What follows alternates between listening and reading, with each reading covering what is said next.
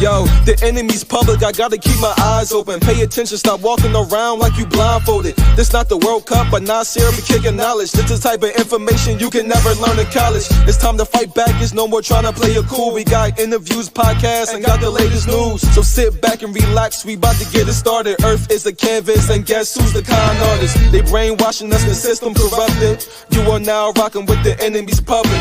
You are now rocking with the enemy's public. I said you are now rocking with the enemy's public. Hey.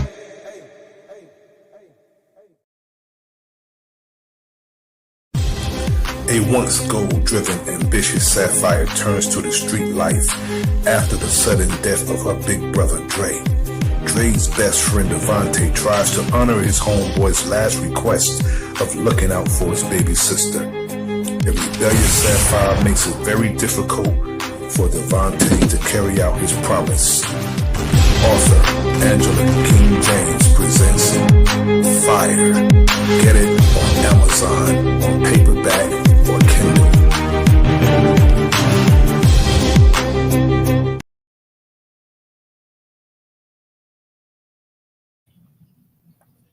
Peace. This is the enemy's public. I am Bro.Nasir. Just want to do a quick tap in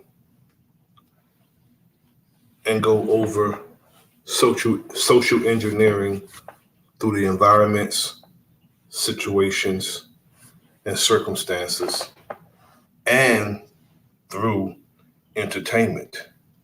Now, we have to understand that when we hear people on the news talking about how bad our communities are and what goes on in our community, the violence, the drugs, the poverty, all the negative things that go on in our community, we all need to understand that it's social engineering that causes these things. Now, we have constructed buildings that have 1,000 people in it on top of each other. 1,000 people in one building, in some cases more than that, depending on how tall the building is. And we have multiple buildings, so there's a lot of people in one area. Peace to my brother, Big Dog Philly OG. Peace to the serpent, God King, Morpheus. Peace to you. Thank you for coming through. We have to take in consideration what is put in those neighborhoods. See, the news, the authorities would blame the environment not on, they don't blame the environment on the circumstances. They don't blame it on the situations and the environments that create the circumstances through the social engineering. They'll blame the people who fall a victim to it and then criminalize them. And it's set up that way because when you have a criminal justice system, it cannot operate and be systematic with no one in it. Okay, it's a system. And with no one in it, it cannot operate. And nobody can get paid if there's no contracts. If crime was just totally eliminated, what good would police be? So the crime bill, any crime bill is, they are hoping that some crimes occur so they can put people in that system that they don't want buildings that are empty. A jailhouse is nothing. A jailhouse is nothing if it is empty. It's just a warehouse. So they want those buildings occupied. Yet some of our people get it misconstrued and they believe they buy a hook, line, and sinker when some of our people fall a victim to the environment that they're in. Now, I'm not saying some people don't have a criminalistic mind. Some people are just don't belong in a society. Some people don't belong in a society with the things that they do. And they utilize our children through the entertainment. Peace to the brother P. Moses. Peace, God. They'll even use our children. They'll use entertainment to set up those circumstances through social engineering. Now, even this platform that I'm on right now and others are social engineering, because the way some of us behave on social media, on the internet, on the World Wide Web, this is what they were hoping for. Because some people, when they see each other, because of what happened, what was said on social media is on site. And so many people have lost their lives because of what they did and what they said on social media. And this, I won't put it past those who are doing this social engineering, this social experiment that is a part of the depopulation plan. I wouldn't put it past them,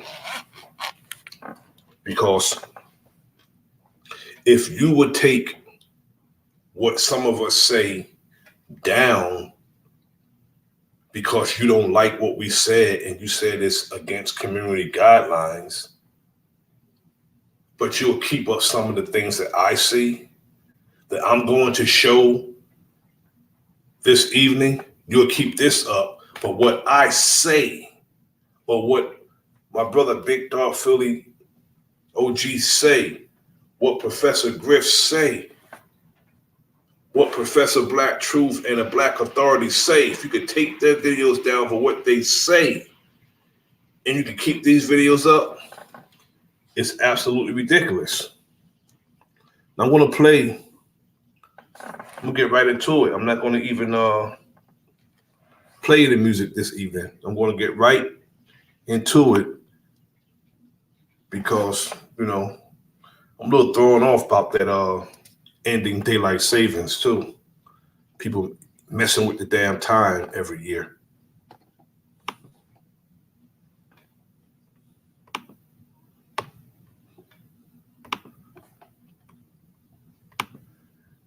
And now I'm going to go over Chicago gang members that died in August 2023 in Chicago.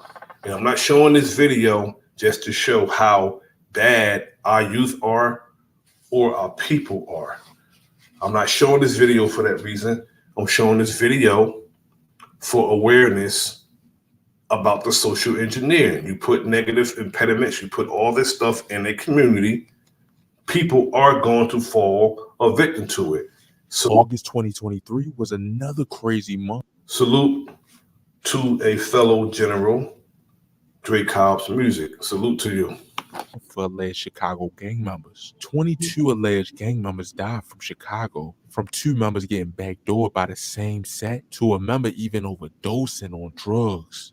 I'm high as hell off of six smoking guns. They told A member even got stabbed by his girlfriend this month, August 1st, 2023. This first member will be from a well-known set, which will be 051 Young Money. 24-year-old Theodric Williamson, aka Mainsky, was in the 4500 block of Provincetown Drive when he was stabbed multiple times at the approximate time of 9:30 a.m. He would then be taken to Advocate South Suburban Hospital where he would die. Now, this is our youth, and our youth are not corrupt. They are corrupted. Understand, these so-called sets are what they are today because when CIA operatives, when the feds, when their assignments were complete, feds that look like us, they were assigned to our organizations to infiltrate and neutralize our organizations. Now, all these so-called gangs today, they were vanguards of our community. They were brought forth, they were organized to protect our community. And they were made what they are today. So when you see these young brothers and sisters out here behaving reckless, whatever they are, they were made in America by the federal government. They even gave them the mockery of it all. They even gave them their colors. The federal government agents gave them their colors, and they started the feud, the beefs that they fight on today. They fighting on a lie brought forth by the federal government. This would be the first alleged gang member that would die on the month of August. Only about 5 hours later on the same day at 12:56 p.m., Glenn Weston Jr., aka Bosky, from the Hardy Way E Block set, was in a Douglas home in the 3500 block of South Rose Avenue when he was approached by multiple unknown offenders who pulled out a gun and fired multiple shots at him. He was taken to University of Chicago Hospital where he was pronounced dead. Allegedly, he was FBG Wooski's brother too. Then, unbelievably, on the same day, in the nighttime hours, a Birdway Foley Boys member will lose their life. Police say that Tuesday night, Jeffrey Hudson, aka Lil Jeff, was driving in the 5300 block of South Lower Avenue when suddenly someone fired shots. Unsure if he crashed or took himself to the hospital, but he died at the University of Chicago Medical Center at only the age of 37 from a gunshot wound to the back. It would then be the next day, on August 2nd, 2023. This guy was allegedly shot and killed in 3rd Block Hood, and he was from the OTL set Foley Boys. It was in the later hours of the night around 10:30 p.m. when Jakarian Johnson, aka Kari from the OTL set, was found unresponsive in the 800 block of West 54th Street. He was taken to the University of Chicago Medical Center where he was pronounced dead at only the age of 18. On the next day, on August 3rd, 2023, Kyle East, aka K Money from the Paxtown 071 set, was arguing with someone in his own hood in the 7100 block of South Jeffrey Boulevard when K Money pulled out a gun and began shooting, but then a nearby security guard pulled out his gun and shot K Money multiple times. He was taken to University of Chicago Medical Center where he was pronounced dead. 3 days will go past before another gang member would die. It will be August 6, Salute to my brother 2023. Hawkeye. Shelby Thank you Redman, for coming through. aka SHITTY, allegedly from the KTC set. This video is about 10 minutes long, but I'm only going to play 5 minutes of it. I just want you to get the picture of the social engineering through the circumstances, through the environment, and through the situations. Which, you know, the situations and the circumstances and the environment is, you know, they are intertwined with each other through the social engineering. Was in the 1200 block of South Ashland Avenue at about 12:04 a.m. when someone shot him multiple times. He was taken to the hospital in critical condition but later died from his injuries. Then on August 9th, 2023, Trayvon Moore, aka Trigger from the Shield set, was found by family members just before 2 p.m. inside a home in the 4900 block of South Maplewood Avenue. He had suffered from multiple gunshot wounds to the head and was pronounced dead at the scene. Then on the same day around 2:45 p.m., a Rudeville/THF-44 member would die. This would be the second loss that Rudeville would take this year. Jamon, aka JJ, was near an alley in 1100 block of West 78th Street when someone shot him in the head and the chest. He was taken to the University of Chicago Medical Center, where he died at only the age of 18. Then on August. Now I'm going to go to the largest gang in the United States. They have sets in every state, in every city, in every state. And if they don't have a set in that city, they have a set that will cover down that city on behalf of that city. But this is the largest gang in the United States.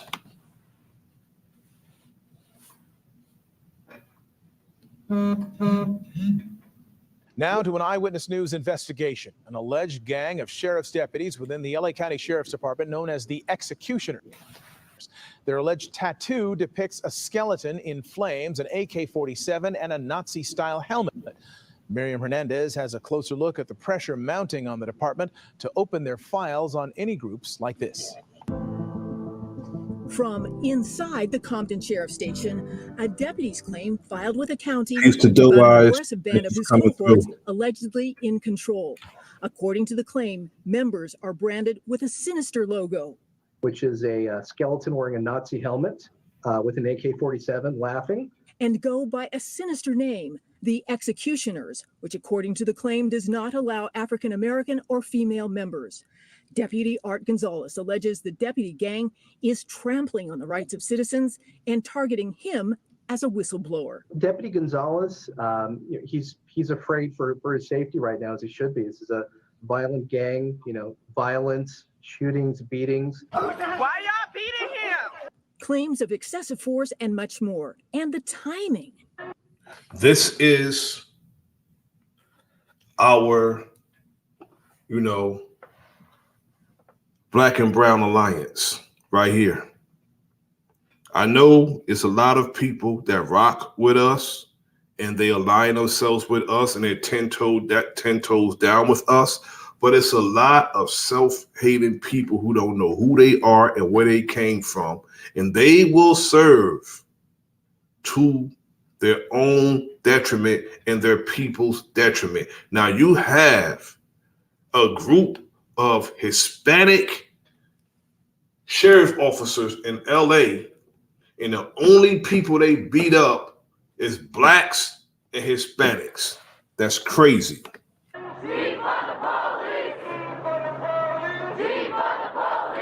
As community outcry demands systemic change, allegations in the filing claim that as many as 40% of Compton deputies are inked executioners or prospects.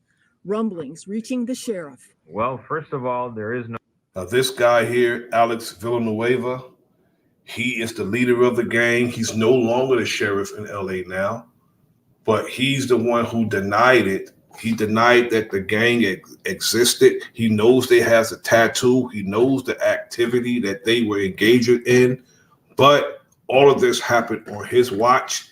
In all actuality, he should be indicted right now and on trial for all the transgressions against the citizens of Los Angeles under his leadership. No gang of any deputies running any station right now. This matter has already been receiving very swift administrative action. We've already taken positive steps. Pressure for change is intensifying. Professor Sean Kennedy at Loyola Law School releasing a 2-year study of deputy gangs, including the executioners. Often the inking is attached to some kind of act of violence, including a shooting. It's the ultimate expression of your commitment to policing and your commitment to the deputy gang. The complainant, Deputy Art Gonzalez, is a former U.S. Marine decorated for his service in Iraq, Afghanistan. Here in Compton, once praised for speedy action to save a 4-year-old boy shot in the head. The tipping point? Gonzalez says he witnessed a deputy executioner assaulting a fellow deputy. Gonzalez called a confidential tip line for internal affairs. To his shock, he says in his claim, The recording was intercepted. Is within 48 hours, a recording of his supposedly anonymous call was leaked to the gang at the station. He also reports that graffiti appeared at the station entrance. Art is a rat, and that was placed at the keypad to get into the parking lot. So that's the most visible place in the entire station. Compton, a flashpoint for high-profile crimes. Recently, the armored SUV of rapper YG in the middle of a shootout. And an 18-year-old security guard, Andres Guardado, chased by 2 Compton deputies, shot 5 times in the back. Evidence of the secret deputy's Peace attack to my brother. emerged in the wrongful death shooting Power case of God. Dante Salute, Taylor. family. Compton deputy Samuel Aldama forced to reveal his tattoo, saying that about 20 deputies at the Compton station have the same ink. Skeletons, which is a symbol of death. There are flames on Aldama's tattoo, which symbolizes he's emerging from hell. There is an AK-47. The Taylor family attorney put up huge billboards looking for potential victims. Aldama denied the group is a gang. The county settled for $7 million. This is all taxpayers' money. So, yes. See, there's no accountability when the police are sued and somebody win a lot of money and the money doesn't come from the police budget. There's no accountability. So they don't care because the money is coming from us. It's not coming out of their budget. If it's not hurting them, they can just do that with impunity. Okay, that's why they say, go ahead and sue me. You're going to pay your damn self through your taxpayers' money. The taxpayers should be very worried. Criminal defense lawyers are going to be lining up, making motions for new trials. The Gonzalez claim alleges the executioners brokered a deal to amp up arrest numbers. Members of the public were stopped for minor infractions. According to the Loyola study, sheriffs over the last 5 decades have been unable or unwilling to dismantle the deputy gangs. And the money paid out to settle lawsuits when they are caught crossing the line. The inspector general gave me a ballpark estimate based on just public information that it's at least $50 million. I think in reality, salute to my brother Marco Power. Villanueva says he is the first sheriff to impose a policy forbidding such groups. The inspector general says today there is no evidence that the sheriff has pursued any house cleaning. The county's watchdogs want the sheriff's records on all deputy gangs and the names of all members. The sheriff says due process laws protect deputies from such disclosure. As for Gonzalez now, he wants compensation for the years he had planned to serve, but now cannot. Once you run afoul of the department and you blow the whistle on illegal conduct within the LA County Sheriff's Department, your career is over. Hello, I'm Mark Brown. Click the ABC7 logo to subscribe to our Eyewitness News YouTube channel. Gonna move on. We're gonna hear a video of the FBI failing to tackle the rise former of white FBI supremacists. special agent has told the British newspaper The Guardian that the intelligence agency is failing to tackle the increasing number of extremist attacks across the U.S. Michael German, who secretly infiltrated a number of white supremacist groups in the 1990s, says the FBI continues to downplay racist violence despite the stark warnings. Several studies showed that white supremacy is currently America's biggest threat of domestic terrorism. Devon Pouncey is a program director and journalist at Street Roots. He joins us now live from Portland, Oregon. Thank you very much for joining us here on TRT World. First and foremost, tell me, what do you make of these revelations made by this former FBI agent? Yeah, well, I think it speaks to a deep-rooted issue in regards to our law enforcement here in the United States. You even look at the past couple of years, there's been a big movement for defunding the police. Well, this is a matter where we have to look deeper, and our elected officials at the federal level have to look into and hold accountable the FBI, which obviously is federally funded. So this is a matter where we are seeing layers being peeled back here in America when it comes to discrepancies from law enforcement, that of law enforcement, and we're seeing how white supremacy isn't just rooted in these hateful acts and crimes that we're seeing in terms of domestic terrorism, but it is also rooted in law enforcement as well, and that enables these horrendous acts to continue to take place here in the country. But Devon, does it take you by surprise that the FBI does not take the issue of racist violence in the U.S. seriously? No, it doesn't take me by surprise necessarily. If you look and add historical context and you consider some folks who would be on the exact opposite end of the spectrum of white supremacists, folks like Martin Luther King Jr., folks like Malcolm X, and you consider what it is that the FBI has done to them in order to tarnish what it was that they were fighting for here in this country in terms of. It was the FBI that revealed that most of the large police departments across America, they outright said that police departments across America have been infiltrated by white supremacist groups. They would alarm us of this, but do nothing about it. Just overall equality, it comes as no surprise that on this end of the spectrum, they in some ways support and again enable that of domestic terrorism coming from these white supremacist hate groups because they aren't even fully documenting what's actually going on, obviously, as said here in this particular article. So it comes as no surprise because you can tie a lot of where white supremacy has been supported by the FBI, and here we are again with more of that in effect.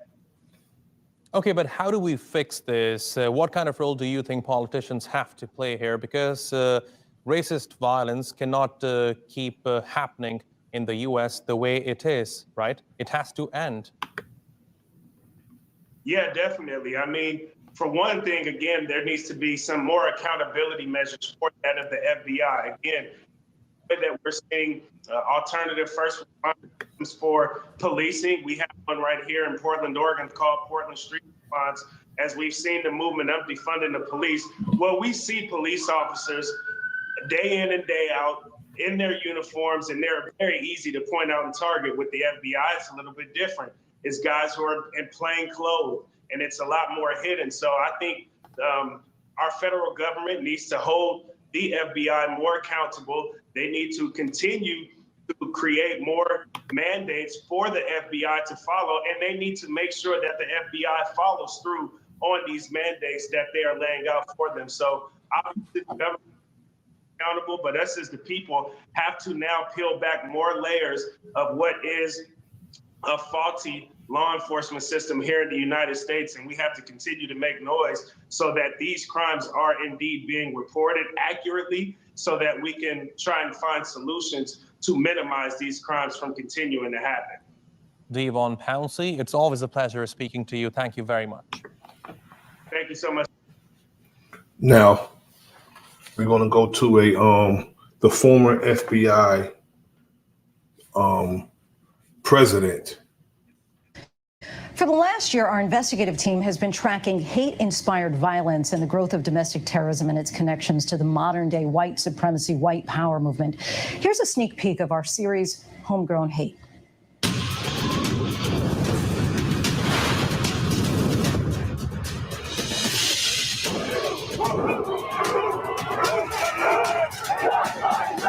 You'll see the white power movement on the march. You will not replace us! Like a monster that went into hibernation, and this was evidence that the monster. This is what they're talking about when they say we have to take our country back. And we ask, take your country back from who? And how that a nation with a whole bunch of people here already when you arrived, how did it become yours? See, the castle doctrine, not the castle doctrine, the discovery doctrine is what they use. They go and they'll see something and they want it, and they use the discovery doctrine, claiming that they discover it with somebody else already there. That's what they, and it's also called colonization. They just colonize it, take it over through force. The same thing they do all over the world, and the same reason why they have conflict over there on the Gaza Strip and in Israel. has come out. The displays of racism and violence that we're seeing in the U.S. are certainly not new. It's a cancer in the fabric of this country. Part of this long legacy of people organizing over time.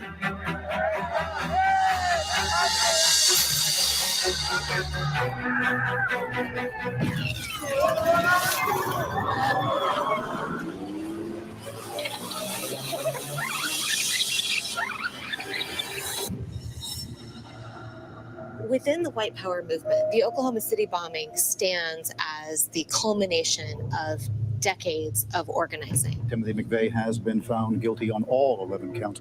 He was trying to call people to arms and to provoke a race war. Kids are fair game, women are fair game. Salute to my brother Anthony Lowe. Salute to you. Peace. It's meant to incite war. You wonder if the clues that were there had been unearthed, or whether things might be different. We were not sufficient.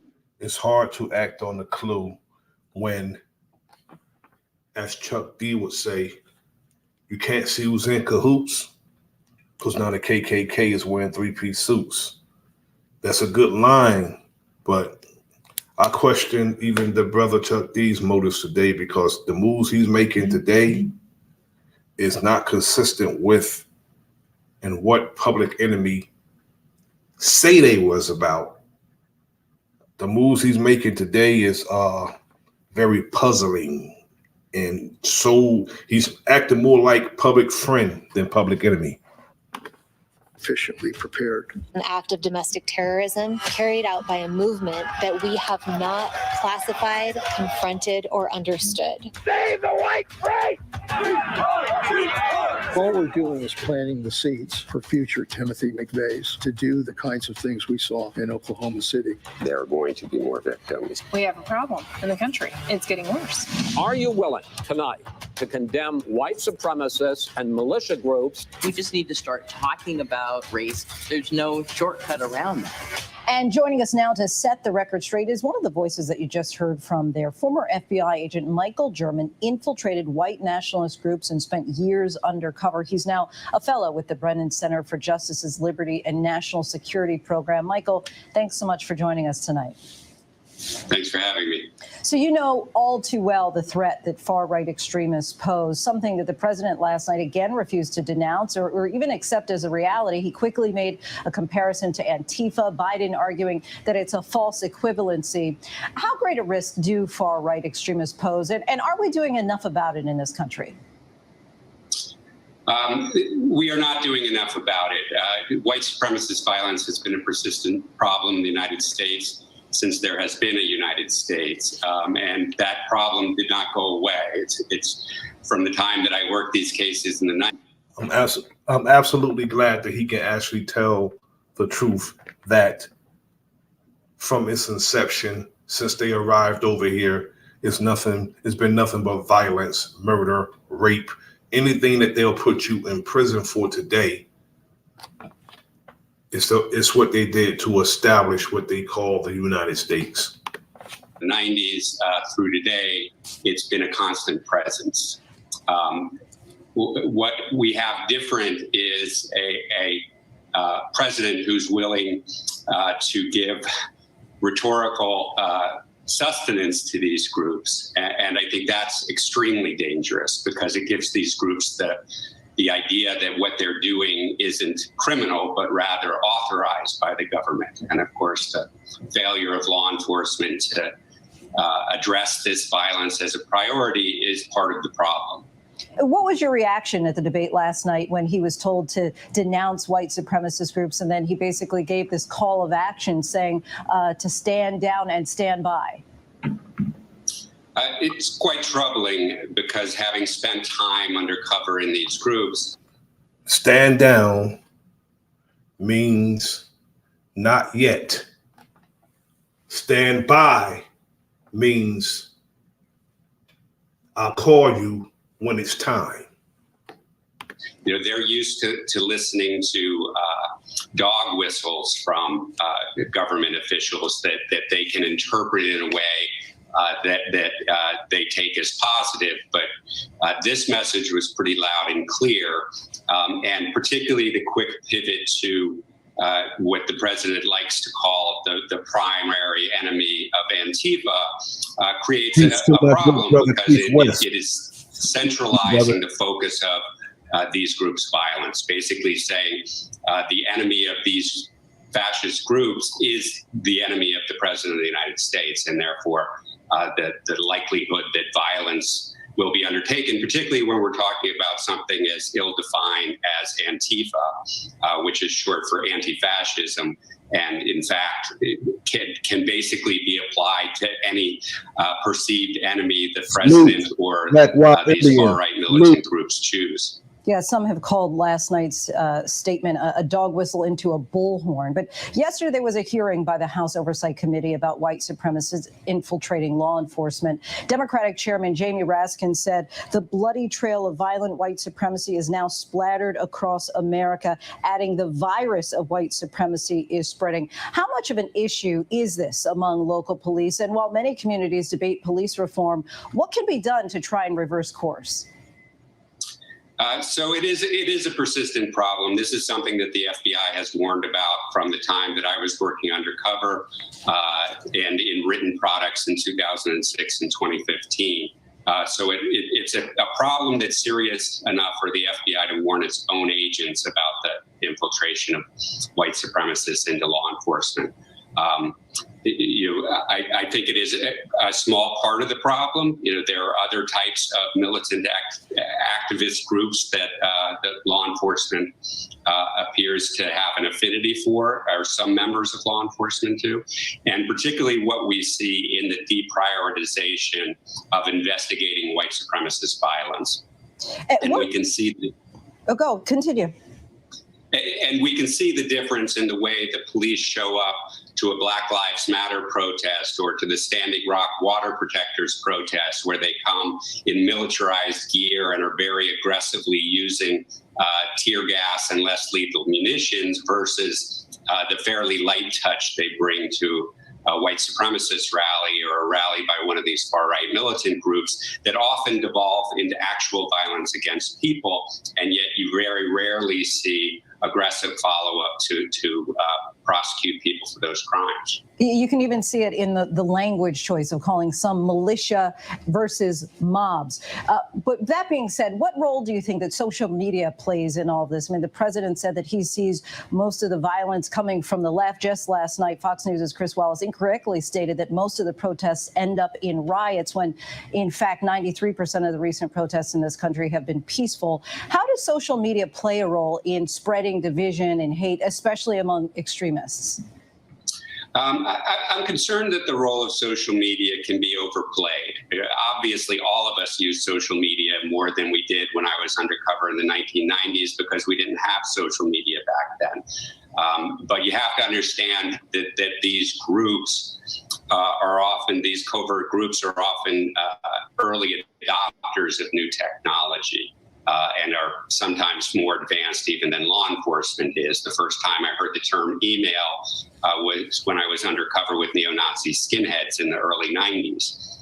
So while it plays a role, I think it's just as important to understand how mainstream media plays a role in coloring the public perception of these protests, and not really acknowledging what law enforcement knew in the 1990s, which this is an old tactic far-right militant groups use, to go to areas where they know they have political opposition to engage in public rallies so that they can draw out their political opponents and attack them. And law enforcement back then was very good about making sure they were kept separate from anyone they might. Oftentimes when peaceful protest end in violence is escalated by the police. The police come there in riot gear, hoping something that will happen. And if nothing don't happen, they will escalate it and cause it to happen. And they even set the stage for some of the violence, most of the violence. They'll set up bricks there, even put an old police car down there so it can be destroyed. And they engage and commit some of the violent acts as far as like burning down some stuff. A lot of people who are doing that are law enforcement. They'll cover themselves up, or they'll get somebody who look like us to do it. I don't put it past them either. We can't trust any of them because some of our people will serve to our detriment. Might bring harm to, but that intelligence seems to have been lost in these recent protests, and that's quite troubling. Michael German from the Brennan Center for Justice, we thank you so much for your insight and your time. Thanks for having me. And be sure to watch our special hour-long documentary, Homegrown Hate, The War Among Us, next Tuesday at 8 Eastern and Pacific, right here on ABC News Live. Hi. Now, the next video I'm going to show is going to show the legality and the brothers and sisters who take the legal steps in protecting themselves, their families, and our community.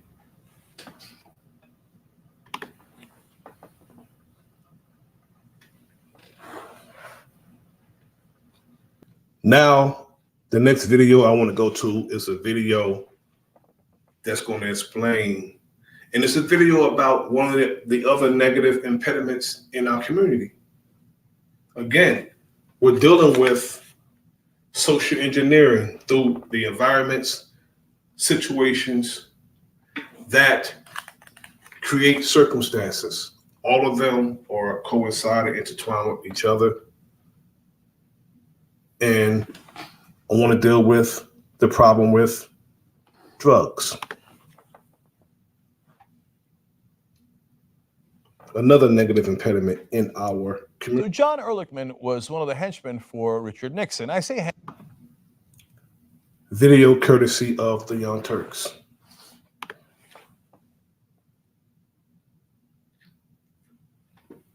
Henchman because he was one of the organizers of Watergate, and that was proven out. He got convicted. Come on, now you're going to start the buffering. And sent to prison for his role in the crimes of Watergate. Now, one of the things he got sent to prison for was conspiracy. Because Watergate was a conspiracy. They planned to break into the Democratic headquarters, steal information about them, basically undermine our democracy, right? Well, it turns out they hatched another conspiracy, which Ehrlichman bragged about back in 1994. He said it to a writer named Dan Baum, and for some reason it has sat in the dustbin of history until this moment. And Harper's Magazine, in this April edition, ran his original quotes from back in 94. Ehrlichman, now out of prison and out of politics, felt, I guess, that he had nothing to lose, so he was going to be honest about why they started the war on drugs. And if you remember, it was Nixon. The Nixon administration started what they called the war on drugs back in 1971. Turns out it was not because they were concerned that drugs were really dangerous for Americans. It was for attacking their political enemies. Now, again, you might think, like, come on, this sounds conspiratorial. First of all, it's the guy who did the conspiracy who's admitting it. Second of all, he got arrested for and convicted on another conspiracy. It's not like he's shy about conspiracies. And Nixon, third of all, had an enemies list. These are all facts. So now here's Ehrlichman in his own words. He says, the Nixon campaign in 1968 and the Nixon White House after that had two enemies, the anti-war left and black people. You understand what I'm saying? We knew we couldn't make it illegal to be either against the war or black, but by getting the public to associate the hippies with marijuana and blacks with heroin, and then criminalizing both heavily, we could disrupt those communities. How do you see that and then not want to immediately end this nonsense political war on drugs? This prohibition that has proven to be disastrous in its effect. But it turns out it was done to be a war on black people and liberals, who they called hippies back then. Now, originally they were trying to use more of the legislation of heroin against blacks, but it turns out later they were like, oh, blacks smoke marijuana just like whites do. Okay, let's arrest them for that. And they arrested them at 4 times the rate of whites, even though they smoke at the same rate.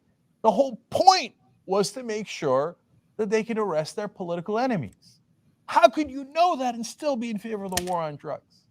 Well, Ehrlichman goes on. He says, we could arrest their leaders, raid their homes, break up their meetings, and vilify them night after night on the evening news.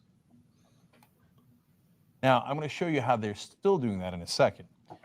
But when asked about whether he and Dick Nixon intended to do that, he said, quote, did we know we were lying about drugs?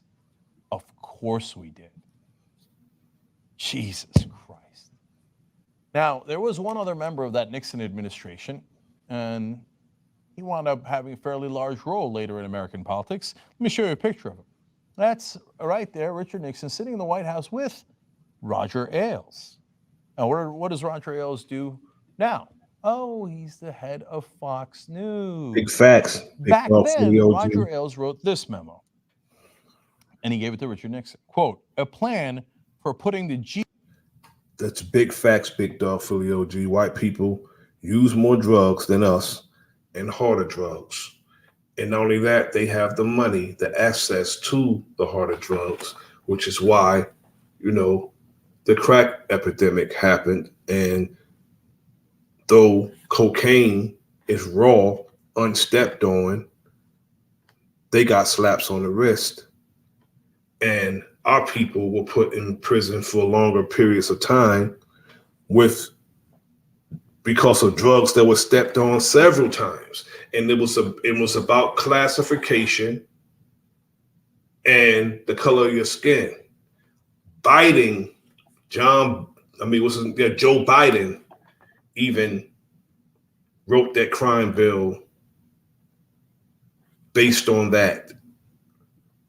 If you are a rich white person, you get caught with cocaine, you do less time than a brother who was caught with crack. The brother that was caught with crack, because they called it an epidemic, did more time. GOP on TV news. Now, keep in mind that Ehrlichman says night after night on the news, we're going to blame black people for drugs and call them dangerous so we can beat them politically.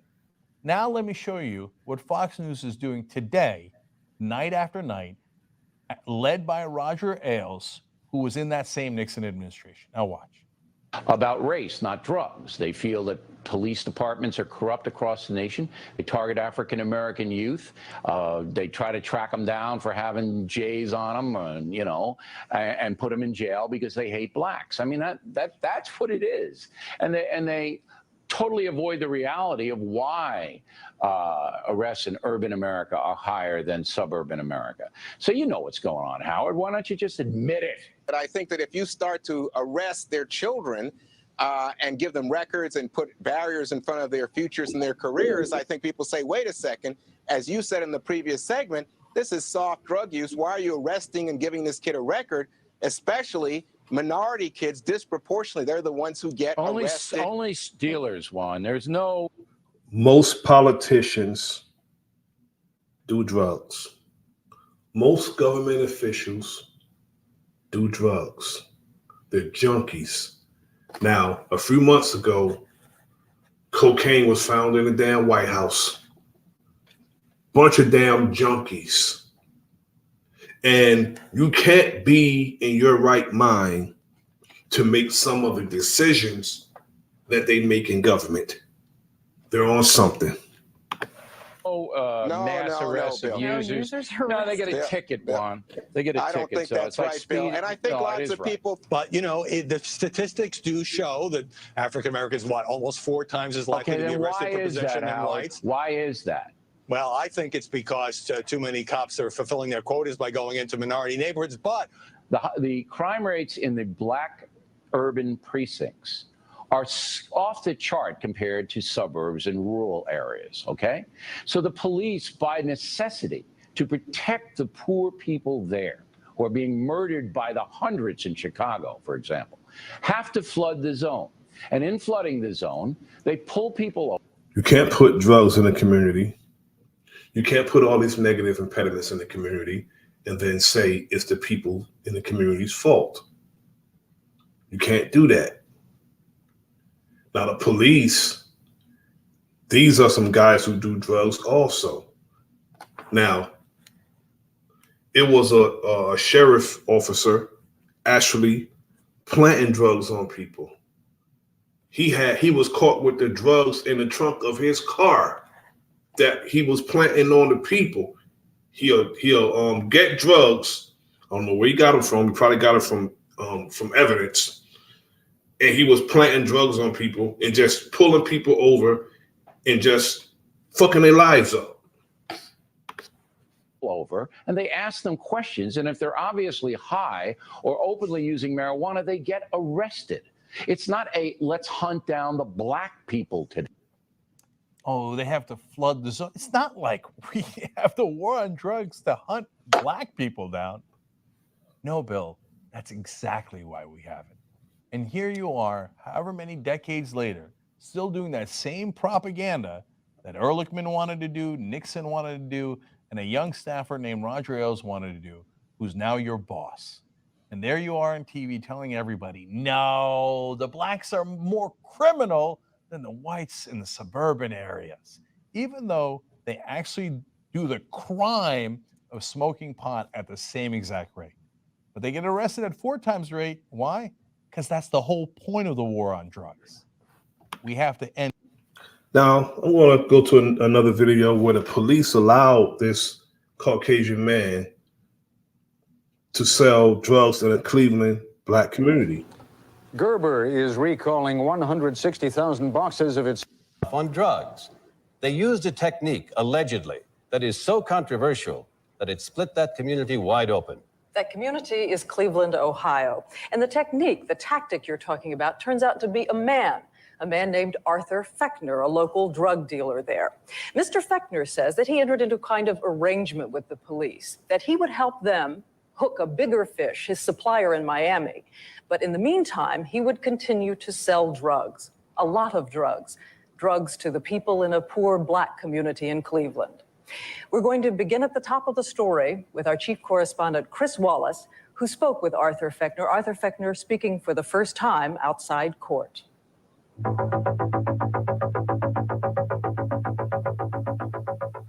Somewhere during the time I was in the hospital, I told them the only way there was to raise the money would I'd have to sell the cocaine that I had. Arthur Fechner didn't sell anything while he was under our control. And he certainly did not sell anything with our knowledge, consent, or anything else.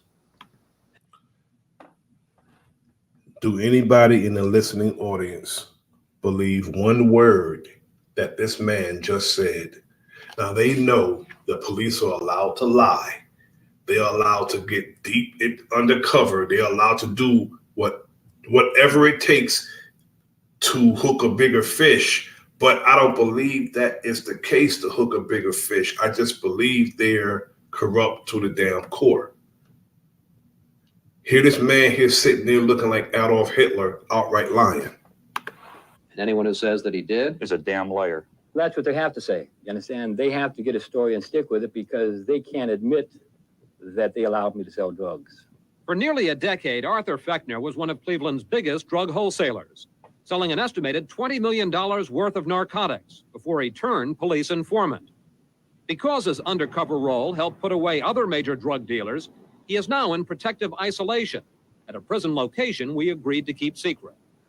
Fechner says that while he was a police informant, he sold cocaine out of this house on Woodland Avenue in one of Cleveland's poorest areas. Right across the street over there, a prime market for his drugs, public housing project. And in a charge that has rocked Cleveland for the last 4 years, Fechner says the police knew he was selling the drugs and helped him do it. To them, the sale of drugs was not a sale of drugs. It was just a business like if I was running a convenience supermarket. Fechner says police allowed him to sell drugs because they used the money to finance an undercover sting, which turned into the biggest drug bust in Ohio history. Which one? Oh, but how much for a gram? Half a gram is just 25. A good coke? Yeah. But blacks who live in Cleveland's drug war zones are still staggered at the idea that whatever the reason, police would condone drug sales in their neighborhoods. They sold so much of it in our community. It affected almost every family in this community. Fechner's career as a police informant began at this Cleveland warehouse in April 1985. Police found him beaten, drugged, and near death. They also found evidence of a major cocaine operation. Within days, Fechner was visited at the hospital by members of the police narcotics unit, who called themselves the A-Team, including Joseph Laub and James Linsky. They had questions and made Fechner an offer he couldn't refuse. We threatened him with everything. We were going to put him in jail, put his wife in jail, or his common law wife, and so forth. And he said, okay. It didn't make any difference to him. But when we threatened to take his children away, that's when the man says he'll cooperate. He loves those kids. According to Fechner, the leader of the A-Team, Sergeant James Bistricky, Exactly, Brother was Keith. very specific about what police wanted. An undercover sting that would trap Fechner's Miami supplier, along with 50 kilos of cocaine. And police wanted the sting pulled off fast, in less than 2 months, before a national drug enforcement convention. Did Bistricky indicate he thought that this would be good PR and maybe you could get this bust in time for the DEA convention? There was some talk to that effect. I think it was just the fact that it was going to be a big bust and they could probably go down there and brag about it a little bit. But Fechner had a problem. He says he told Bistricky he owed his supplier, Jose Munoz, $500,000. And before Fechner could order more drugs, he had to pay that off. I said the only way I could raise the money was to sell the cocaine. And he said, well, you just have to do what you have to do, that's all. So you laid it out flat. The only way to raise this money was sell the drugs, and he was giving you approval. Yes. Fechner says he set up shop at the house on Woodland Avenue, and that the A-Team told other police to stay away so he could sell his cocaine. How much in drugs were you selling at that? Like I said, it'll average anywhere from $12,000 up to $30,000 a day, depending on what kind of business we've done that day. Now here you are, doing a big business, $500,000 in a couple of months, with the support, the cooperation, even the protection of the Cleveland police. What's going through your mind? Well, I'm hoping everything works out fine because I'm trying to do everything I can to please them, and everything they ask me to do, I do. Fechner said the way he was going to get the money was to sell drugs and that you approved it. Wrong. Now, I want to go over now how the how the crack era changed our community. We will see large numbers of poor people, and specifically blacks, going to jail and to prison, and they will not have a chance. In the early 1980s, the nation's slogan was clear: just say no. Crack now has spread to almost every American city. But what if I told you that there was more to the crack era than what the...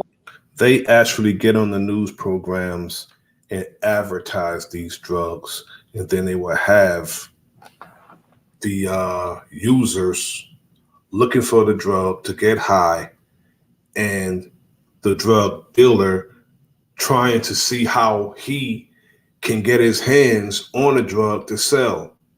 They actually advertised crack, and they empowered a lot of the drug dealers with their planes and their boats. See, illegal business controls America. If it wasn't for illegal business abroad and, foreign and domestic, the United States wouldn't have the capital gain that they have, nor the power. white mainstream news media let on, and that it went beyond Black and Latinx folks who simply needed to kick a drug habit. Today's baggage: how the war on drugs ravaged Black America. Once upon a time, in a not so far away and familiar place, the United States entered what became known as the crack era. During the early 1980s, a new drug somehow infiltrated low-income Black and brown communities, causing crime and chaos. It was called crack cocaine. The problem is crack.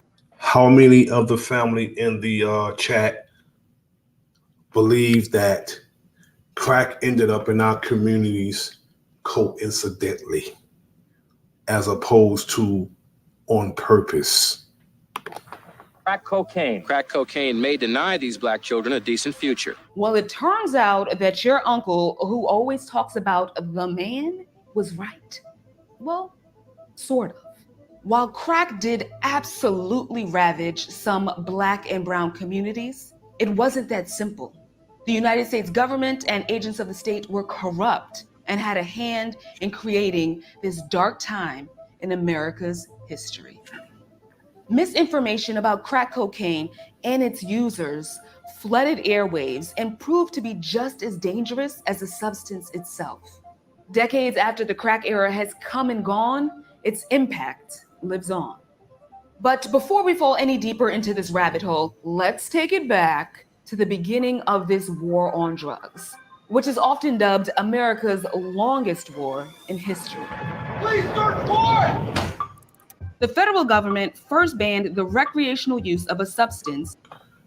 The war on drugs is actually the war of drugs. Opium in the early 1900s. Then came the Prohibition era, which focused on alcohol.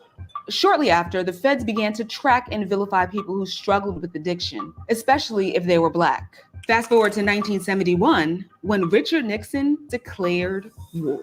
America's public enemy number one is drug abuse. 2 presidents later, Ronald Reagan not only carried on, but weaponized this anti-drug stance. Drugs are menacing our society. Though Reagan was the first president who promised to make America great again. See, they use code when they say menacing, you know what I'm saying, when they say war. I mean, Hillary Clinton and Slick Willie, her husband, just came out as, referred to us as super predators.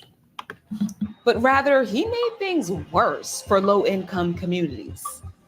In fact, at the time, the poverty rate grew faster in the first 3 years of Reagan's presidency than in any other time since the 1950s. Meanwhile, in another part of the world, the United States was funding an illegal war in Nicaragua, and drug smugglers were sending cocaine to the U.S. on U.S. planes. Somehow, the United States officials. And that's exactly how Frank Lucas and Nicky Barnes and all of them got their drugs. The aforementioned by this sister from Nicaragua, they were sending those drugs over by the planes and the boats. That's how they got their drugs. Officials had no clue. Whether the United States actually loaded up the planes with cocaine, or whether they just kind of turned their backs, right, and let the planes take off and go to the United States and land. The United States knew that at the very least that cocaine was being flown in and just ignored it. Stanley Nelson is an award-winning documentary filmmaker, MacArthur genius, and director of Crack, Cocaine, Corruption, and Conspiracy. He says that this rampant poverty and international scandal, which caused cocaine to flood the United States, was the backdrop in which the crack era took off. The crack era seemed to come out of nowhere, somewhere in the early 80s. All of a sudden, everywhere in Harlem, people would be out on the street selling and using crack. Not only in Harlem, I remember, I was walking across 42nd Street and people were in doorways smoking crack. In his film, Nelson walks viewers through various phases of the crack epidemic. At first, we saw it in the African-American Latinx communities. Then, we're like, oh my God, there's an epidemic. The politicians weren't talking about it. The media wasn't talking about it. The police were not stopping it. That's a big part of it.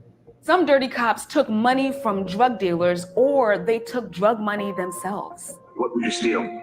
Money and drugs and guns, whatever was it. And somehow this fact was left out of the media. Wonder why? And then there was a shift. A local success story took a tragic turn this morning. Maryland basketball star Len Bias died after overdosing on cocaine 2 days after he was drafted to the Boston Celtics. It's like a political wet dream, because now all politicians, Democrats, Republicans, everybody was talking about the scourge of crack and the evil dealers who are dealing crack. It was crazily overblown. And from now, the next video I want to show is another part of the environments, the situation, and the circumstances, the impact of generational poverty, which caused people to act in desperation, get into the drug selling, get into the crime and all that. For years, every day was a struggle for Carletta Johnson. Just being a single parent with no help, that was really, really hard. Even harder with no car, little family support, and only a part-time job, which also meant for her no health care. She was relying on government-subsidized housing and food stamps to feed her 3 children. As for her paycheck, it was no more than $600 every 2 weeks. That's every 2 weeks for you and your children. Right. And some days I was sitting in the parking lot, I was just crying. And I'm like, okay, get yourself together. But it was all she knew, raised by a single mother herself, forced to grow up fast to help care for her 5 siblings. More than 1,000 miles away in Phoenix, Arizona, Jonia Coleman has a similar story. I grew up in a single parent household with my mom, and I had 7 other siblings. My mom was on government assistance for a while to be able to help feed us. This is generational poverty. People are often born into poverty, and it's been poverty that their mother, their grandmother, etc. has experienced. For a family of 4, it's defined as making less than $26,000 a year. More than 38 million Americans live in poverty. For Black Americans, it's 1 in every 5, higher than Latinos, Asian Americans, and more than double the rate of white Americans. And it spills into all aspects of life. More chronic health issues, higher rates of divorce, and abuse or neglect. Climbing out can seem nearly impossible. It often requires a new job or a degree, much harder with fewer resources like transportation and childcare. That was Jonia's reality until 2 years ago, thanks to Live and Learn, where she gained support, new mentors, and a new mindset. They're trying to help me with my credit, all type of things that they offered to me to get myself back in order. Having somebody that makes you feel safe, having a cheerleader, having an advocate, having somebody that is by your side no matter what happens. Back in Atlanta, Carletta is also defying the odds, recently moving into her own home for the very first time. She got her certification and became a teacher, now with big hopes for her own children. My dreams for them is for them to grow up and just live a life, don't have to worry about things that I had to worry about as a child. Hoping she is the one to finally break the cycle. Blaine Alexander, NBC News, Atlanta. Hey, NBC News fans, thanks for checking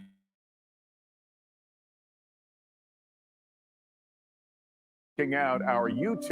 Now I want to go to how the government created concentrated poverty in our communities. Tell the homies I'm in heaven and they ain't got hoods. Like many songs will tell you, Bullet holes left in my peep holes. the story of what housing and other living conditions look like for many Black Americans is pretty bleak, and that's by design. In addition to artists cataloging their very personal experiences, When the landlord dissed us, no heat. Wonder why Christmas missed us. it's been proven that the modern phenomenon of concentrated Black poverty was an intentional government-sponsored institution. This is in part why President Biden issued an executive order back in January, intended to right the historical wrongs Black folks have faced when it comes to housing and home ownership in this country. But first, let's take it back. The dawn of the 20th century, African Americans in major cities lived scattered throughout the city. They weren't segregated particularly. It's only with the Great Migration of 6 to 7 million African Americans north and west escaping the South, the predominant response of the United States government and state and local governments to the Great Migration was to contain Black people in their own neighborhoods. And HUD, the Department of Housing and Urban Development, was particularly a part of this role. With the precursors to HUD, introduced and encouraged racially restrictive covenants, redlining of every major city where African Americans landed. The federal government was a sponsor of urban renewal, infamously called Negro removal by the great James Baldwin. Urban renewal, which means moving the Negroes out. It means Negro removal. That is what it means. And the federal government is got a new word for it today. It's called gentrification. You know, you move us out, put something new there, something better there, and don't allow us to come back. Gentrification, Negro removal. is an accomplice to this fact. That so-called urban renewal also included a federally sponsored interstate highway system, which was intentionally designed to mow through vibrant Black neighborhoods. Take Miami, for example. 2 highways, I-95 and I-395, bulldoze right through the predominantly Black and low-income Overtown neighborhood, previously called Colored Town during segregation. The Department of Housing and Urban Development and the federal government writ large in the first 7 decades of the 20th century invested billions of dollars in racial segregation and concentrated poverty. Each time this country created a peculiar institution that subordinated Black people, slavery, Jim Crow, it created and dismantled it. They replaced it with another one. And the iconic Black ghetto, I don't use that as a pejorative, I use it as a descriptor, was a follow-on institution to slavery and Jim Crow. That's the legacy that every new administration inherits, and the Biden administration has as well. Today, I'm directing the Department of Housing and Urban Affairs and Urban Development to redress the historical racism in federal housing policies. This executive order is just one of 4 signed by President Biden, designed to address racial equity in the United States. And while this progress is a step in the right direction, there's still a lot of harm to undo. Segregation started coming down after the passage of the Fair Housing Act of 1968, which actually only got passed in the wake of Dr. Martin Luther King's assassination. In 1980, 8 out of 10 Black people would have had to move in order to be evenly integrated within metropolitan areas. Half of Black people who live in metropolitan areas still live in neighborhoods of high segregation. So we've had modest improvement, but segregation persists. And economic segregation has spiked since 1970. The so-called American dream is only working for a relatively small slice of the population that can afford to buy their way into what I call gold standard neighborhoods that have the best of everything. And everybody else struggles, and the Black poor struggle the most. So what happens now? Well, some advocates are hopeful. Home applauds this executive order for really focusing on historical patterns of racial segregation and discrimination in housing, while others remain cautiously optimistic. Here's Professor Cashin's suggestion. I don't take credit for this, but I applaud it. There should be an equity analysis. The federal government spends so much money, it should track who's getting it by neighborhood, and it should pursue racial equity in the distribution of resources. There's been a lot of movement at the local level on this. For the example of Baltimore, they did an equity analysis and found that they were spending 4 times as much money in majority white. There is no equity in the distribution of any type of resources. They harbor the resources and they give it to who they want to give it to. Neighborhoods is the majority Black ones. I think we're in this moment where people are waking up, sad to say, because of the slow execution of George Floyd, to the realities of systemic racism. And I believe there is an ascending majority multiracial coalition that wants something better than a separate unequal nation that overinvests in some neighborhoods and disinvests and preys upon people in other neighborhoods. I'm hopeful, but you can never stop working for and organizing for the country you want.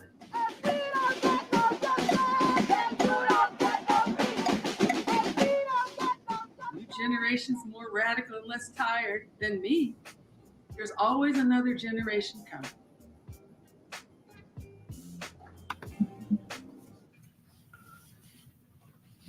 Now, we're going to discuss why are our people poor?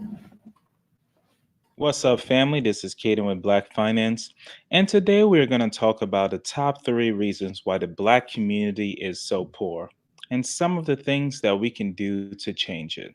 On this channel, we talk about tips and tricks to help you build wealth and become financially savvy. So if you haven't already, please subscribe, like the video. Did I say subscribe already? Yeah, make sure you subscribe. Here are the top 3 reasons why the Black community is so poor. Reason number 1: the Black community is poor because we do not have enough business owners. Most communities, when they come to America, the first thing they do is establish an economic base. They start creating barbershop, grocery stores, they open 7-Elevens, they create retail outlets and restaurants, all the basic amenities that they may need as a community. Some did it because at the time it was difficult to find work in a majority white society, but most because this allowed them to employ members of their community that probably would not go on to receive a higher education and who would otherwise remain unemployed. See, while there were times in American history why Black people did focus on building their own business, after integration, most of the efforts were placed on politics and getting a corporate job. While a landscaping business owner or construction business owner could easily make a take home pay well in the 6 figures, and at the same time employ members of their community, this type of work was replaced by the Black professional, who at times make a lot less, sometimes $50,000 or $60,000 a year, and did not employ any members of their community. Also, the Black professional and college graduate quickly became more of a status symbol within the Black community, kind of making it less likely that people will go out and start their own business. Regardless of the level of income you're able to generate as a business owner, you can have an Exactly. When they get the degrees, instead of starting a business, they get inside the system. MBA with no money in the bank and probably be held in higher regard than the man who owns his own carpenter business with $1 million net worth. To change this, the Black community must focus on developing businesses if they ever hope to become wealthy as a community one day. The second reason the Black community is so poor is because we do not support the few Black businesses that we do have. In the book The Jewish Phenomenon by Steven Silberger, he said, "Take care of your own and they will take care of you."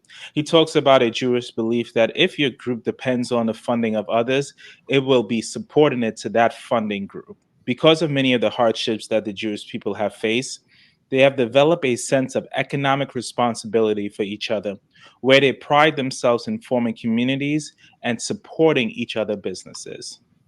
Now, they don't allow their money to go out their community.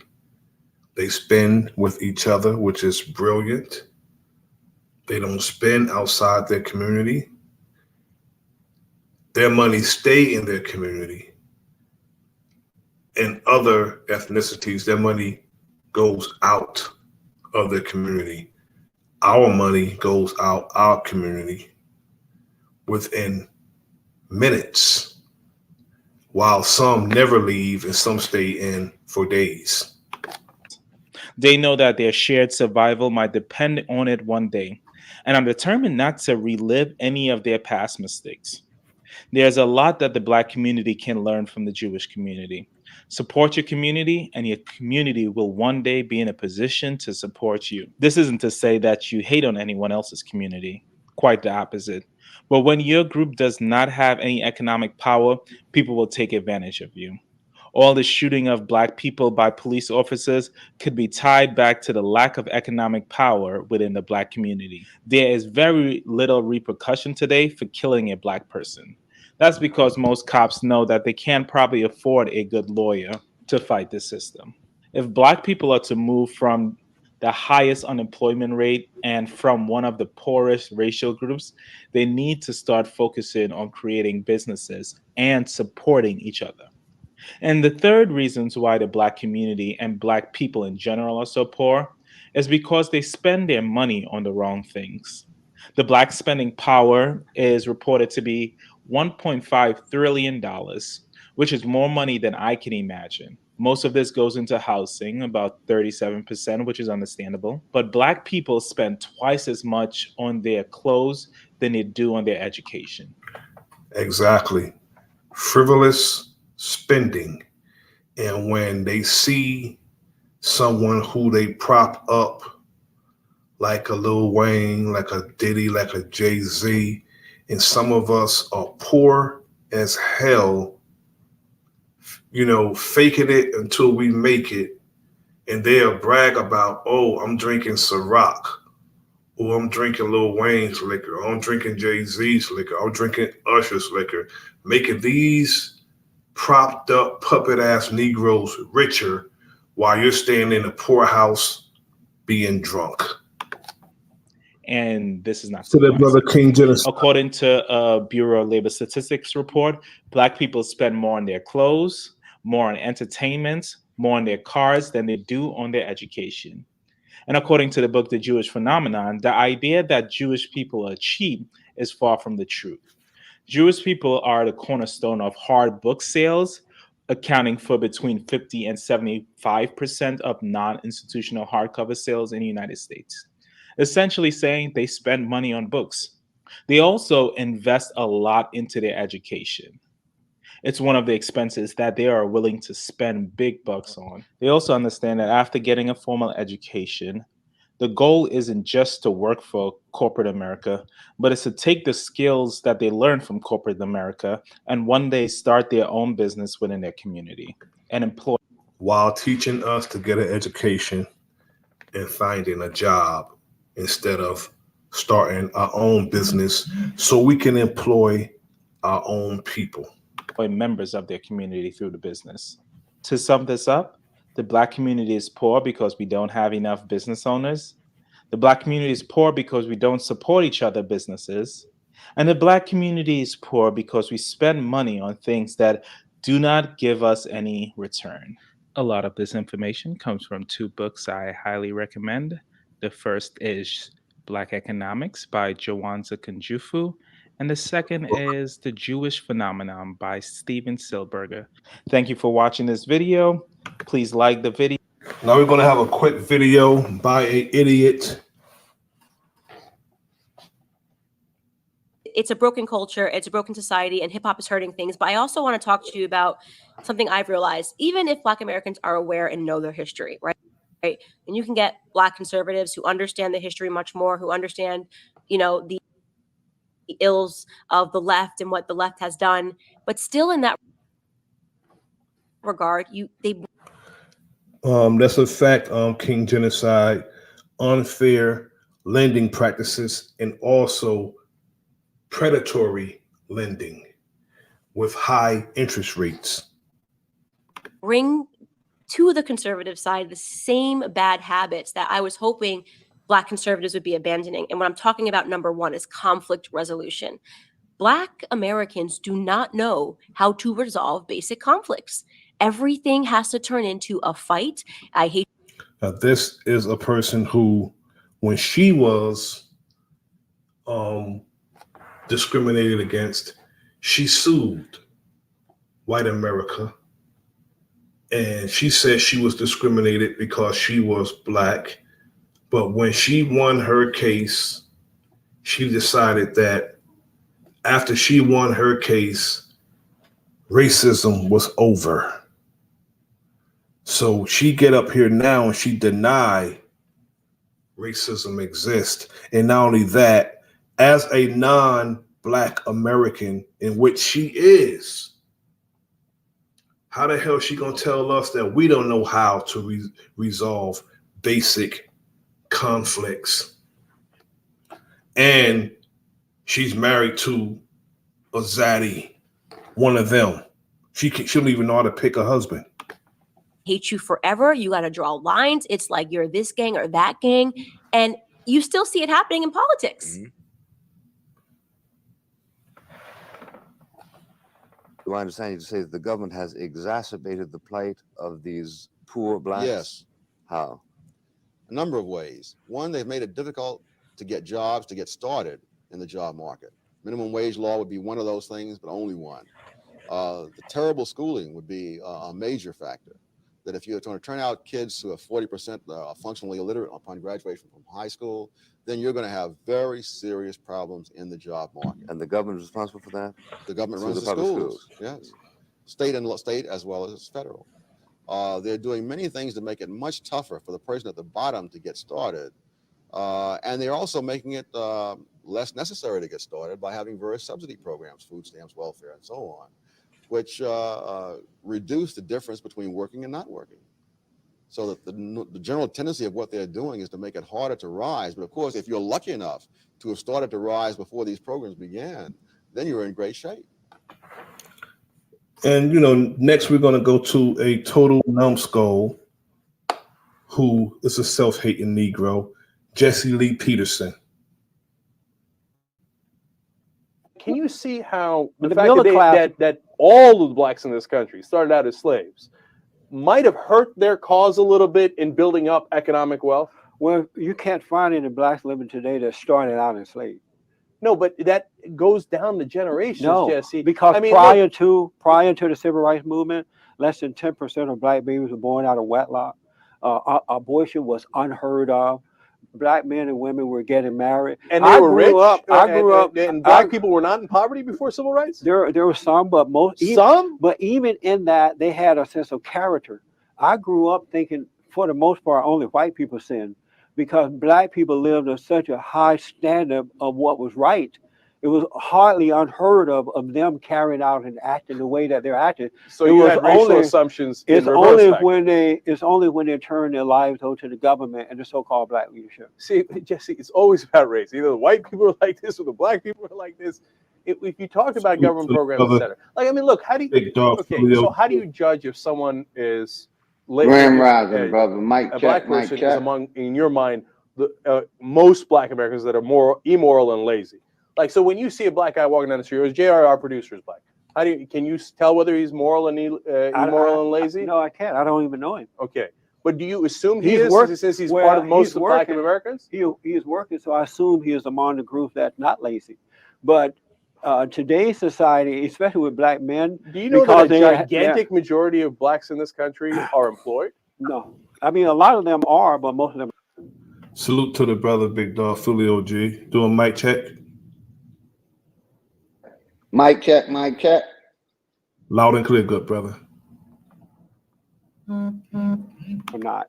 Most blacks in this As a matter country of are not fact, employed. right Jesse, now, if you gotta right bring now- facts. If you say something like I'm that, you about gotta to tell back you it up now. with a fact. I'm about It's to not tell you. true. It's not right even close now, to true. because of this economic situation that we're having under your president, Barack Obama, 15% of black Americans are unemployed, and the rate is higher with them. 15%. Yes. So 85% are employed. No, 15% of black people are black men are unemployed. So 85% are employed. I don't know what they're doing, but the reason for that is because prior to the economic, He sound like a total idiot. 15% of black men are unemployed, and he act like that's a big number. 85% of the brothers are working. 15% are unemployed. What a total goddamn idiot. Exactly, and the 15% is getting minimum. Well, a little more than 15% is getting minimum wages, and that's why it's messed up. Go ahead, brother. Exactly. black people were not, for the most part, in control of building businesses, taking responsibility, building their communities, so that when this thing happened, it affected them first and foremost as a race of people. Now, I want to get to now one of the most influential things when it comes to our children, our youth, that involves the social engineering, the environments, the situations, and the circumstances. And I want to get to the entertainment now. This is the last segment of the stream. It's the entertainment part. I want to start off with something that troubled me, and I'm going to outright say pissed me off to see a child spitting explicit lyrics. I guarantee you, he don't even know what he's saying. Somebody wrote this for him and had him say it, contributing to the delinquency of his child and setting this baby up to become a part of the prison industrial complex under the guise of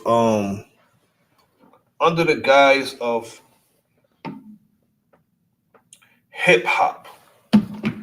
They want to call it hip hop. But that's not what it is. What they have this baby doing. It's not hip hop.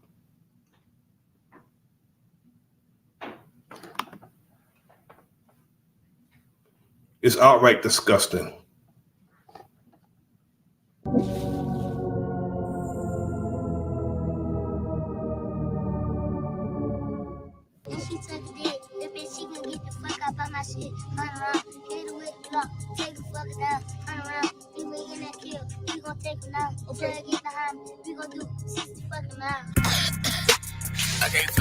Real.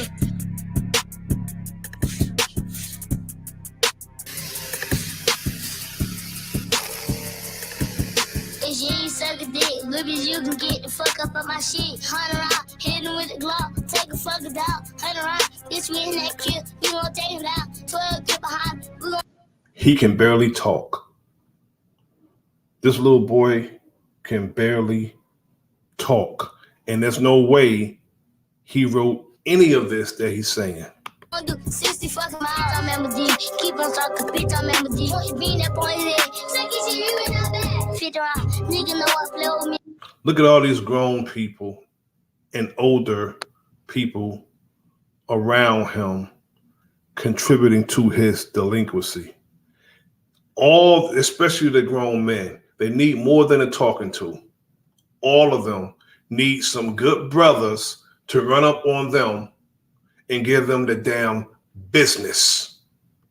Me all shooters that right in that ground, can ride, step on LeBron Gray, hit him in the face. She gon' suck the dick on plays, bitch, I'm in the lamb, he keep on talking, hit her in the glare, bitch, I hang up in the Glock, hit him in the Porsche, hit him with the Glock, I take him down, hit him in the face, make LeBron try like he a king. Bitch, I got the Glock up on my side, and he try to run, clap him in the leg and make a drive. I guarantee you, he don't know how to spell Glock. I guarantee you, he don't know how to spell Glock, but he's saying Glock.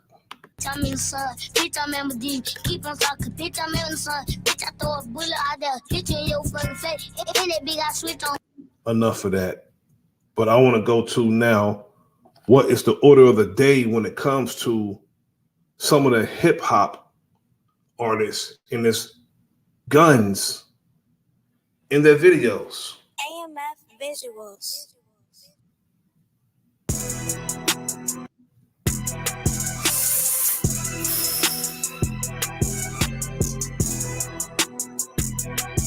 Big E. The biggest. Hey, we just bought some new guns. I'm trying to load them up. FaceTime with Joker, drunk, slow as fuck. Laughing how they think that they safe just cause they gonna duck. I ain't trying to have a shootout. I'm trying to show them some. Tappity tap their head of that dummy dumb. Leave them soaked in blood. Make them melt like with soap and tub. AIPs leave these niggas shaking up. Deep as hell, running down and have them breaking up. Never man would have died if they ain't shaking to try to wake them up. Shots get the ringing in the party, super start shaking buns. My little bitch was in the party, text like she was shaking us. We use latex cause them the safest love. Got more shots than Utterly damn ridiculous. drum and stick equals 81. Act like the Brady bus. Lil' bro talks good. Tom Brady arm. Drench them in the trenches, bad as hell. With some Navy gun. If I was broke, had lows to take me one. I'd have shit to make me one. Pay them later, but I gotta get them kids who kill my baby, bro. Forever 20, but this a forever Glock 21. Let them charge you up, you die soon. That body on 20 something. 8 people got hit because they're fully on. Sister G, bitch, I get my bully on. Yeah, nigga, yeah, them my ad libs. Open fire to his head, we close to nowhere as gas live. Duck smoke, get your gas kill. Great little bro drag skills. 12 JC fuck the streets, so you think the task still. Look for them just like water, so I'm gonna call overkill. Expired milk, get away, clean slate. Name a cake that we ain't bake. Took off the block, they shit sweet, safe, EABK. Make shit run in bones. Spring break the bean grape. Ain't that little Dave on the mix? Blood on the ground look like dried up prune juice, nigga. Oh no. Big smart. Now they have a video now. It says, when flashing guns in the music video in the hood goes wrong. Oh, get in here. Elementary, it's nothing new. If you catch the body for me, then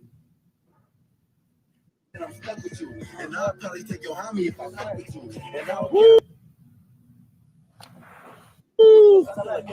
Slice that size, still sagging. Angels on my cabin, I'm a demon off the landing. Glows in the sun, but I still let them have it. Probably should have smoked the kid, but shit, that would have been tragic. Documentary of violence and dead tags. Younger roofers getting high to the man's pass. Bloody roper, he was sliding with the red flag. Bitch, you stupid, set me high, now your man's pass. Documentary of violence and dead tags. Younger roofers getting high to the man's pass. Bloody roper, he was sliding with the red flag. Bitch, you stupid, set me high, now your man's pass. Oh shit.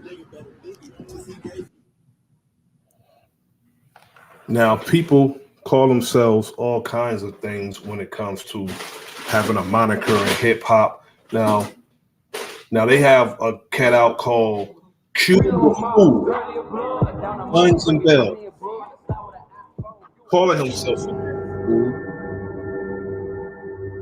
He knows himself better than I do.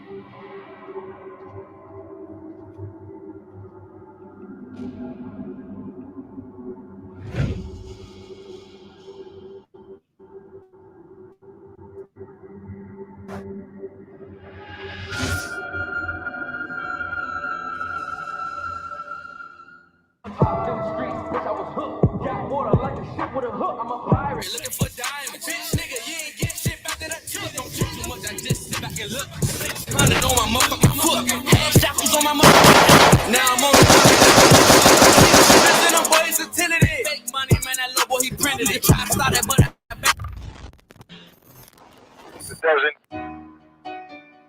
guns and bells, guns and bells, It contains our guns and bells, guns and bells, guns and bells, hey, guns and bells, guns and bells, guns and bells, clocks and scales. I'm a shooter, bitch, I might go to hell. I know some secrets that I never would tell. Cook ass nigga, come take a smell. Some of them niggas ain't send me no mail. I'm a rich shooter, I know you could tell. My father the plug with me guns and bells.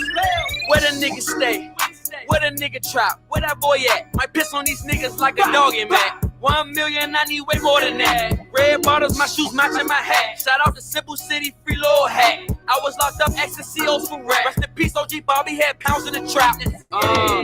Flex on them, shine on them, gas on deck, let me grind on them. Just caught a flight to the town on them. My niggas ain't fighting, got the iron on them.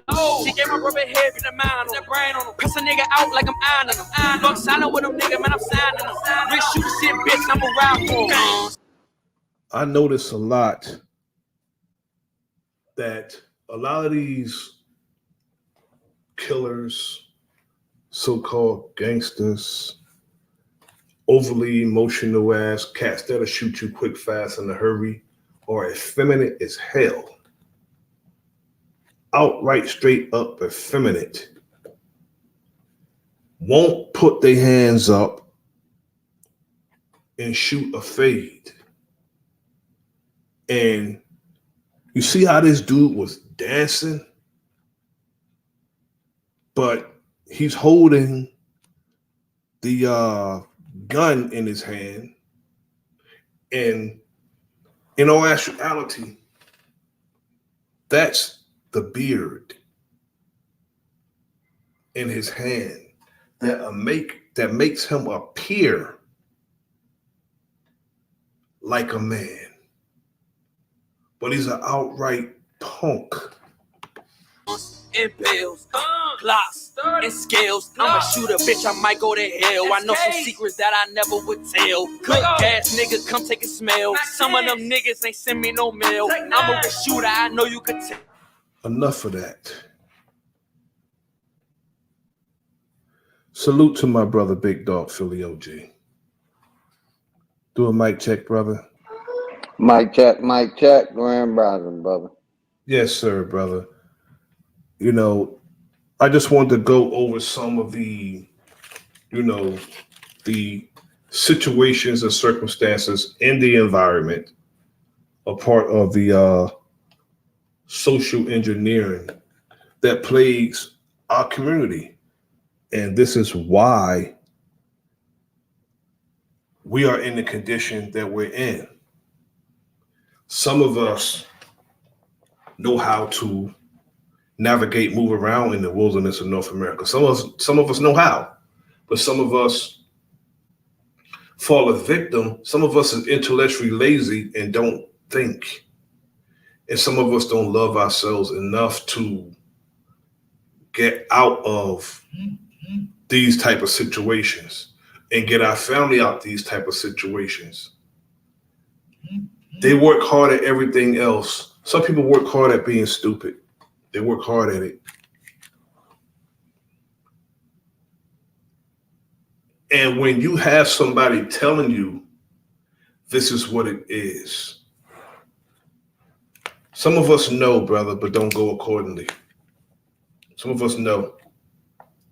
And you are held accountable for what you know. Now, if you don't know, it's different. But once you know something, you are held accountable for what you know. Now,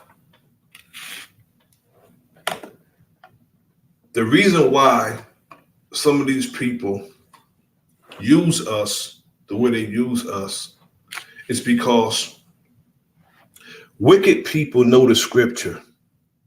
They know the scripture. Oftentimes more than we do. And the Bible describes the people as sheep. And they are going to go accordingly because Hollywood is not only entertainment, it's shepherding, guiding, and influencing behavior. And these people know this, so that's why they do what they do when it comes to entertainment. That's why they do this. And if they feel like we are owing to them as far as their agenda against us, they would find someone who they think can influence us, and they'll put their influence in them. Now, I did a stream about a month or so ago, about 2 months ago, about the preventing the rise of a Black Messiah.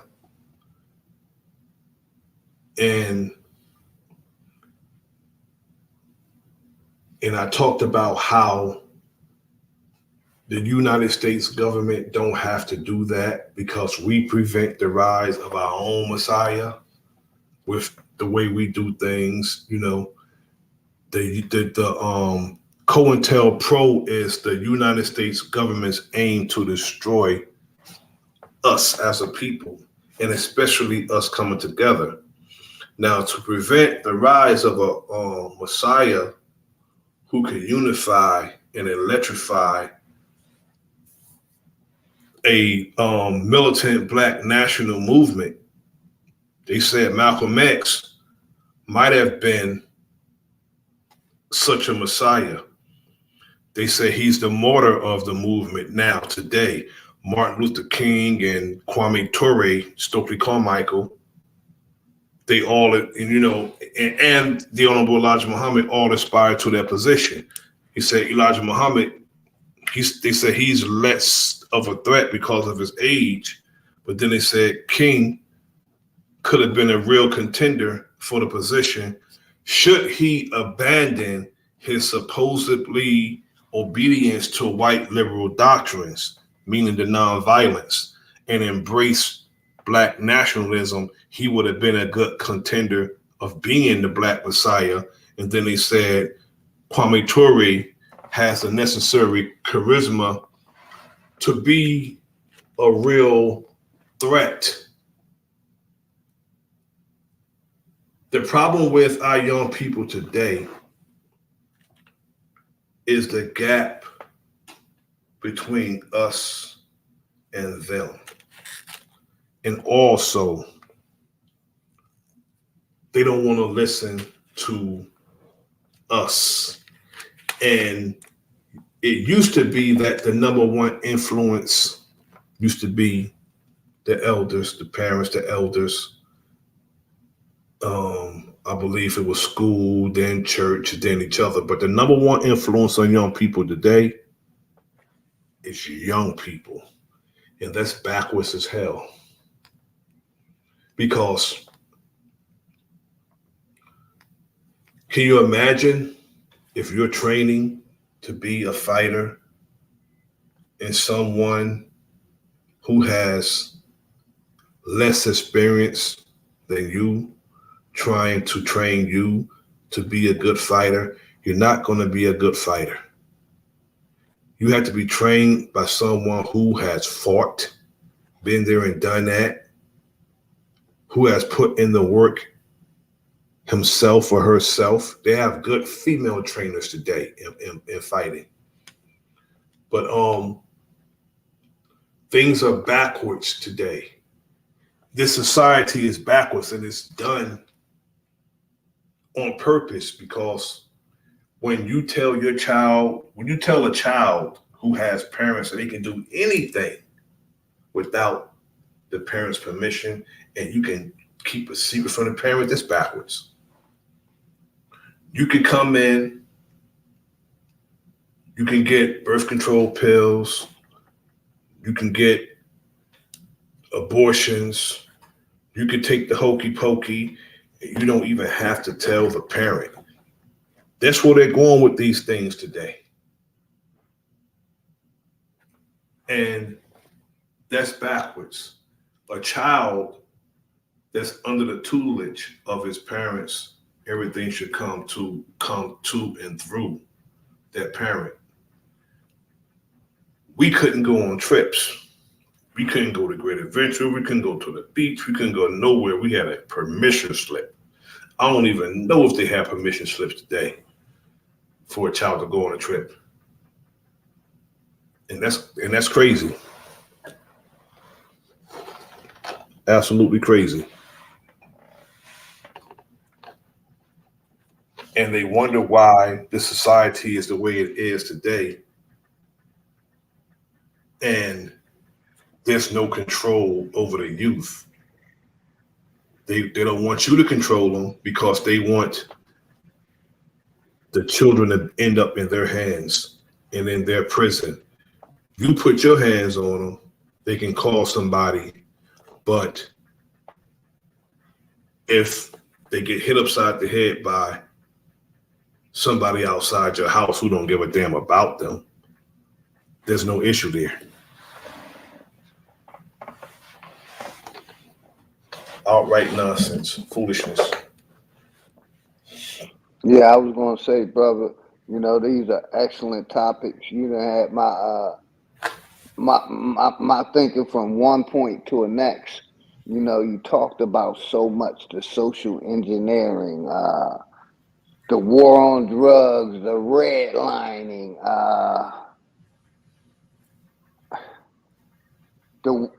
the school to prison pipeline. You talked about so much, showed so much. It's like mind blowing. Like I said, you had my brain ping and ping, ping, ping, and all I seen it. All of this was done deliberately. Yes, sir. To hold us back and to keep us at the bottom of the scale and using our brain less. Yes, sir. It's like I needed to hear all of this, and our people need to hear all of it. Yes, sir. Indeed, brother. And these are all what that put us on the bottom and keep us on the bottom, because we know project is another word for experiment. When you put you in a project, they are experimenting on you. Housing, urban development, a project. Projects is a social experiment. It's social engineering, and they want to say black on black crime when they created the whole atmosphere, the whole circumstance, the whole environment. Because and there's no such thing of black on black crime, because people do harm to people. People are victims by proximity. And they're so quick to pull like Chicago out their ass,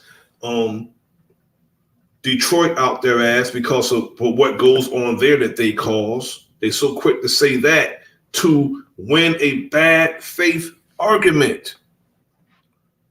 It's a bad faith argument when they're doing nothing about the condition of the people there. And now the condition is more dire. Why? Because they're allowing other people to come there. We don't, those people, and I understand those people are attacking people. Could you imagine, brother, you going down to get assistance because perhaps, you don't have the money for your rent, you don't have no money for food, you don't have no money for whatever. And then the people that come here and automatically get something, they close the school down because they said they don't have money for operational expenses, but they are opening up for people to live in. That means they got to heat the place. They mean that the feed people got to be maintained. A nice building too, but they telling us that they don't have money for this, but they can afford to send billions of dollars to Ukraine and Israel. They can afford to house people all over the place that's coming here and ignore the man who's been sleeping on the bench for months. That's crazy. And probably a veteran who fought for the damn nation. That's crazy.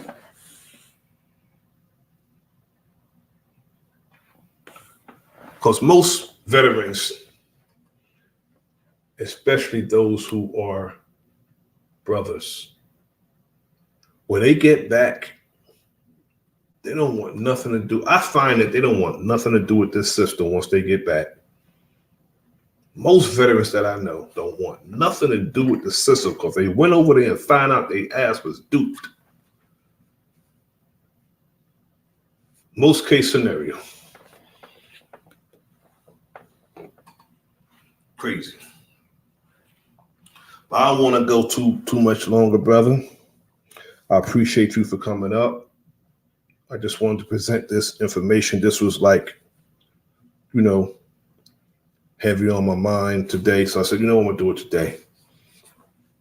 Got up, took me a nap, got up and said, I'm about to go down to the studio and do this today. So here we are, brother.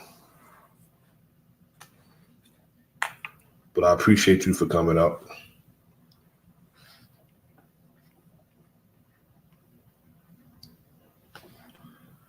And I appreciate my brother, King Genocide.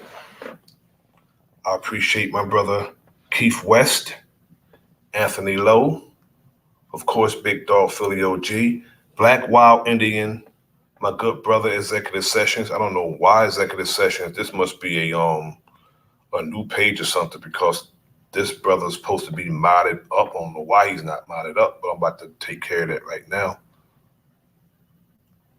Yeah, appreciate you for letting me on. I had a phone call, man. Yes, sir, brother. But everything good. Appreciate you for letting me on. Like I always say, I always get a lot of my topics from you. And this is one we got to talk about, man. Yes, sir. To a deeper level, man. Indeed. Well, so I'm gonna be offering you coming on over to my channel. We're gonna talk about it over there, brother. Yes, so sir. Much love to you and the family. Yes, sir. Much love to everybody in the chat, man. Appreciate you letting me on. Do Yes, your sir. thing, brother. We got to do it again, brother, and on a deeper level, and like build. You know what I'm saying? Build on Yes, it. sir. Yes, sir.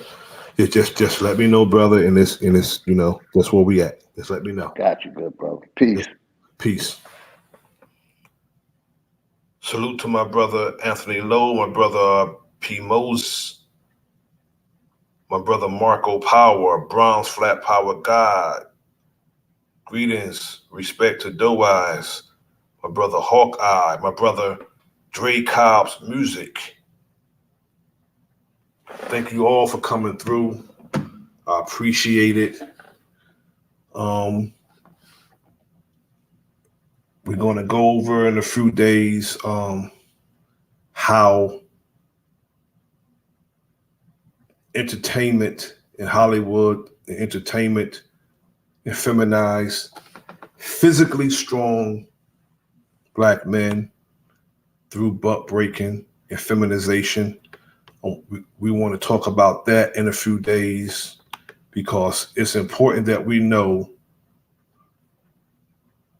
the intentions of our open and consistent enemies, because they are consistent.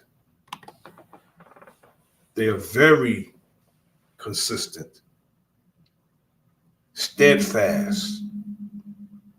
You spend a lot of money on what they do. They spare no expense. It's like a blank check. A certain people must be on the bottom rail and they want to maintain where they're at. This is your brother Nasir, and this is the Enemy's Public. Like, share, subscribe, tell people about the channel, tell them to subscribe. Peace. A once goal-driven, ambitious Sapphire turns to the street life after the sudden death of her big brother Dre. Dre's best friend Devontae tries to honor his homeboy's last request of looking out for his baby sister. The rebellious Sapphire makes it very difficult for Devontae to carry out his promise. Author Angela King James presents Fire. Get it on Amazon, on paperback, or Kindle.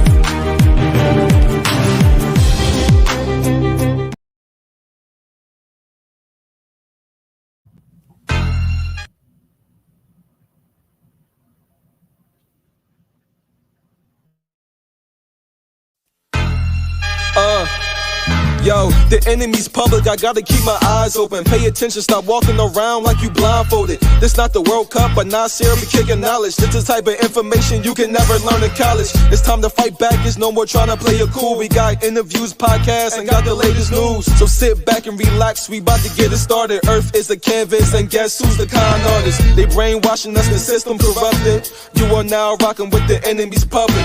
You are now rocking with the enemy's public. I said you are now rocking with the enemy's public. Hey.